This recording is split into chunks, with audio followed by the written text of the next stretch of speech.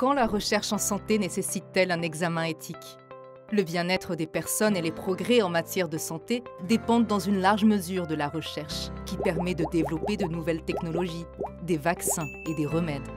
La pandémie de Covid-19 a mis en évidence le devoir éthique de la recherche pour comprendre cette maladie, pour trouver des interventions sûres et efficaces pour la prévenir, la diagnostiquer et la traiter, et pour formuler des stratégies pour mettre fin à la pandémie.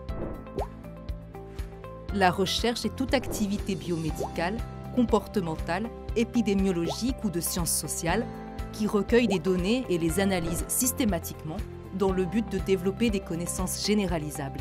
Nous disons que la recherche se fait avec les personnes, lorsque celles-ci sont exposées à l'observation, à l'intervention ou à toute autre interaction avec les chercheurs, soit directement, soit en modifiant leur environnement. Et aussi lorsque des personnes peuvent être identifiées individuellement, lorsque leurs échantillons biologiques, leurs données médicales ou d'autres dossiers sont collectés ou utilisés.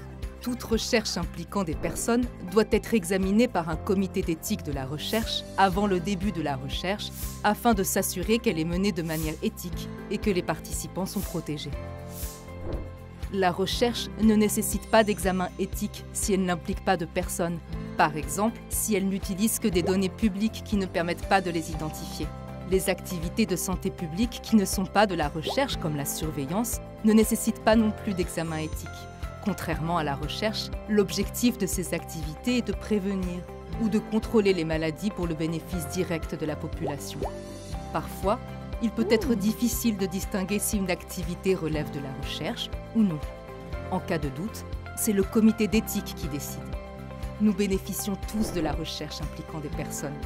Veillons à ce que les participants soient traités de manière éthique et protégés, toujours.